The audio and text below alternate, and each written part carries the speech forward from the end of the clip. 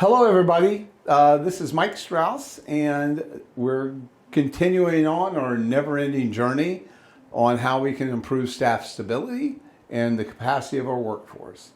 And welcome to GoodLife U. And what we're going to be talking about today is a few things that might make a difference right now.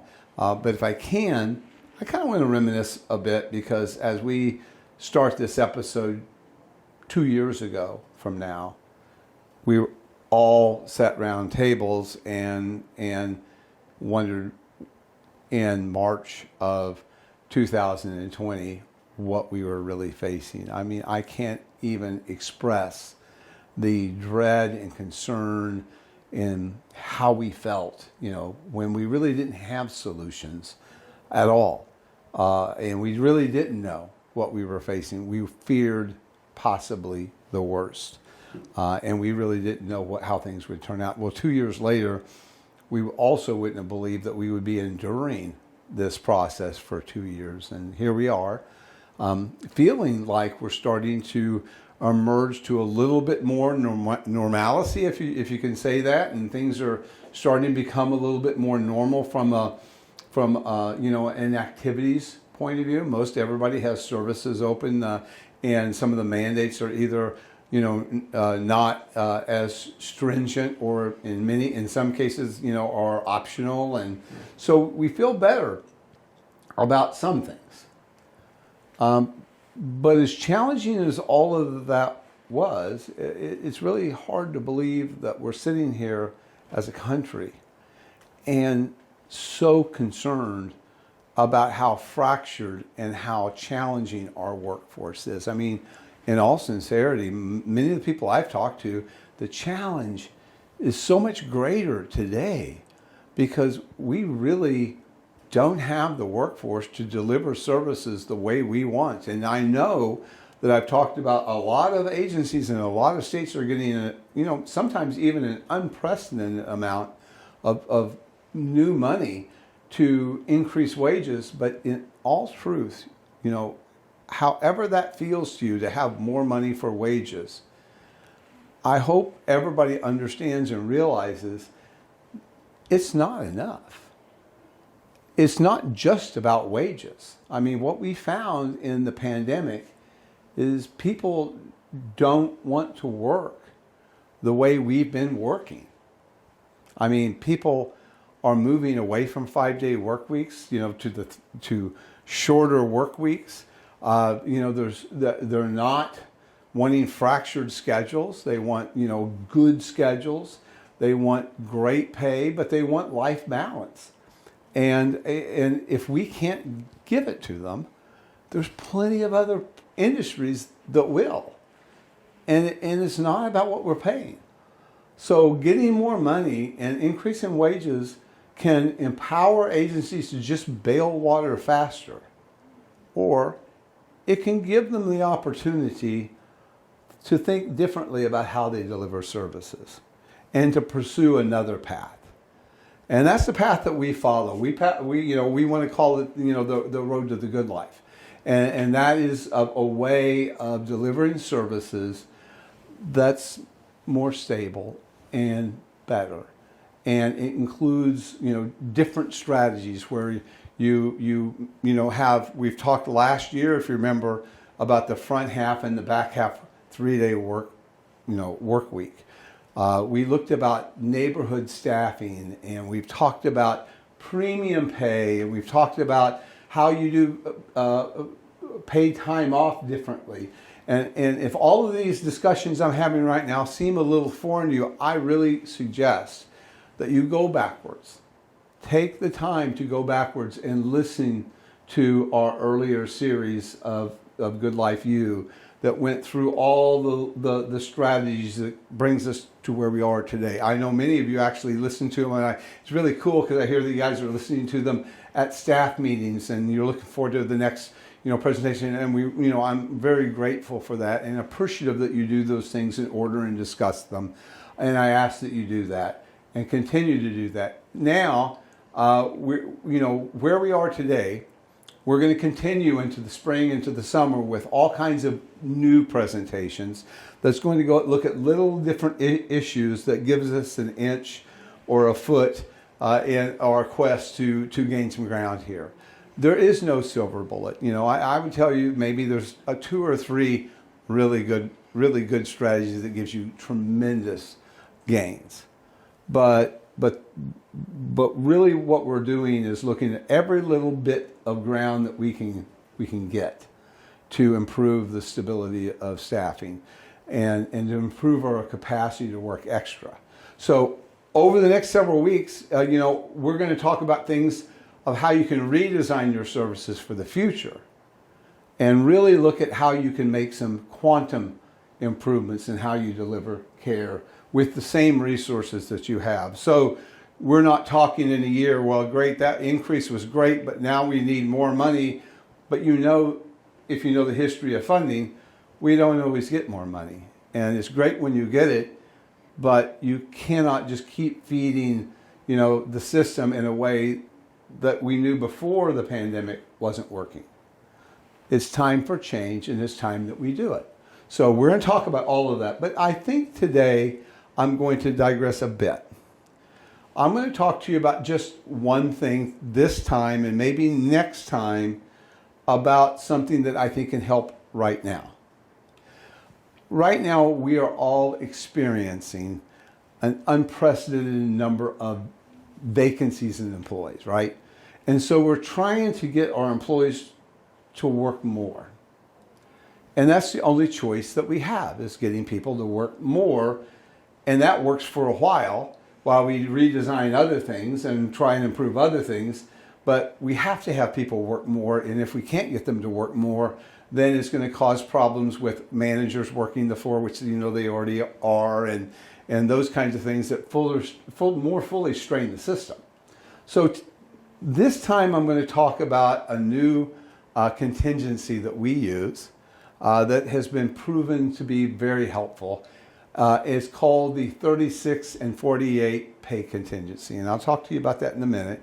And next time, I'm going to talk about replacement staffing strategies, because it's important that we develop replacement staffing strategies in a very thoughtful way so that we have additional resources and we can recruit a pipeline of people that's a little bit broader than what many of you are currently recruiting. So that'll be next time. Replacement staffing strategies will be next time. This time I'm going to talk about a contingency called the 36 and 48 hour contingency. Now I call it that, and it's a silly name, but it's based upon our work patterns that we've gone over previously. So you may want to review the front half and back half work week. And we'll show you what episode that is, but it's the front and the back half work week. What we found, I don't care whether you're working a 5-day work week or a 3-day work week, what we found when we did research on this with the University of Kansas is that people who were hired to be full-time were regularly working less than full-time. Now, if you have a really rich PTO system, people will be working less because you're paying them not to work. Now, we have a session on that too, and we've already done that, so you want to go back and learn a little bit about how we do PTOs, and that will be a helpful thing there. But what we found out basically we had these unknown vacancies, and I call them unknown because if people are calling off, and instead of working 36 hours, 3-day work week, 12 hours a day, 3-day work week, and if they were calling off and working only 2 days, that wasn't very helpful for us. So, especially right now. So what we wanted to do was to try a contingency, a pay contingency, to see if it would have an effect of people working more. And by the way, the same phenomenon will happen when you look at, if you're a 5-day work week and you do a payroll report and you look at the average number of hours worked, you'll find that your workers are often, a large segment of your workers are working far less than 40. They may be working 30 or even fewer hours a week.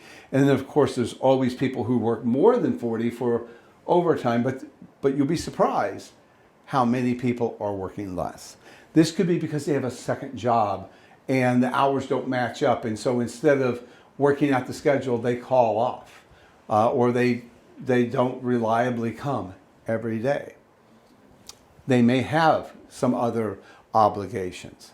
So the 36 and 48 hour contingency was designed to reduce call-offs and encourage people to work more. It's a simple process, but not necessarily simple to implement, but it's a simple process. What we did is we had a base pay, as you remember, and I'm going to make it easy. Nobody pays this anymore, but let's say it was $10 an hour as the base pay. And then, of course, we had premium pay for weekends, and so that was time and a half for the weekends, and so that was $15 an hour for the weekend. So if we paid a base pay of say 12 an hour, it would be 18 for the weekend, and if it was accordingly, so it's at least time and a half. So for 3 days work, right? Well, the 36 contingency is that we decided to pay our employees an additional $1 an hour for every hour that they worked. Not for additional hours, but for every hour they worked once they hit the number 36 hours. So in a normal work week, once they actually worked 36 hours, all hours worked, we increased by $1. And by the way, that went in to affect their base pay, which would then affect their premium pay, because again, that's time and a half. It would also affect overtime if they ever worked overtime. So then when they hit 48, then they were paid another $1 an hour for every hour worked. So in essence, they could make $2 more an hour by hitting 48 or more, and $1 more an hour for hitting 36 or more, if that makes sense. Now, by doing that, what we've done is we've created a contingency so that people are motivated to get to 36, which in our scheduling process, in essence, is full-time work. So by the time they actually worked their schedule, which means they didn't call off, they worked 3 full days, 3 full shifts, they were rewarded by an additional $1 per hour for every hour worked. And then if they picked up another 12-hour shift, then they were paid another $1 an hour for every hour worked. Now this, obviously, we wanted to find out, well, what impact did this have? Well, what happened was the people who were working 24 worked that extra shifts. The people who were working already 36, it motivated them to find 1 more shift. And remember, in our system with a 12-hour day and the 3-day work week, you're only working 12 days a month. So according to our research with KU, the 3-day work week actually allows you to pick up 38% more shifts organically than a 5-day work week. So the 3-day work week has always been more effective in having people pick up shifts, primarily because if you're working 5 days, you only have 2 days off, and so not everybody wants to work 7 days in a row. But when you work 3 days, picking up 1 shift additional isn't that challenging, especially when you have 4 days off, and this would just result in 3 days off. But when you do that, in addition to this contingency of the 36 and the 38, it actually allows you to pick up even more shifts.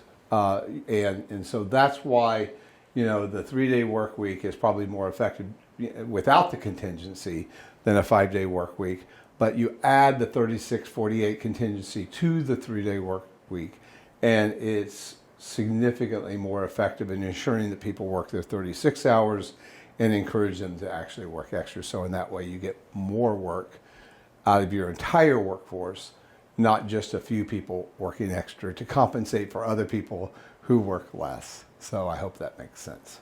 So if you're interested in this contingency, we'll be able to send out more information to it for people who, chime in or write in for us, and we can tell you a little bit. Probably the hardest thing about it is the payroll strategy of that. Some systems will allow it, some systems have trouble with that. We work to help people get through all of that process, and we're happy to help you do it. But again, where we are right now is we are left with the workforce that we have. And there's more vacancies than we would otherwise hope to have. And unless we can get the entire workforce not calling off, working their schedule, and picking up more shifts, it's not going to be an easy time for us while we're recruiting more people to help, if that makes sense. So one little tidbit of the 36 and the 48 and how it might be helpful for you. And if it is, let us know. And if you have questions, let us know that too. Next time, we're going to talk about replacement staffing. And many of you, and I'm very scary with this in many ways, have gone to pool staffing because you've ran out of staff. There's lots of disadvantages that we'll talk about that with pool. Not just the cost, but the fact is the when you use pool staffing, it often leads to people leaving your program to work for the agency, the temp agency that is actually delivering staff. So it actually causes the opposite of what you hope. It can cause greater loss of employees. But even if it doesn't, you're looking at, costs that can double what you're actually paying for the pool. Well, we're going to talk the next time about how to create your own pool staff and how we can do it in a way that can help you implement our front and back half system of staffing also. So next time, we'll be working on that.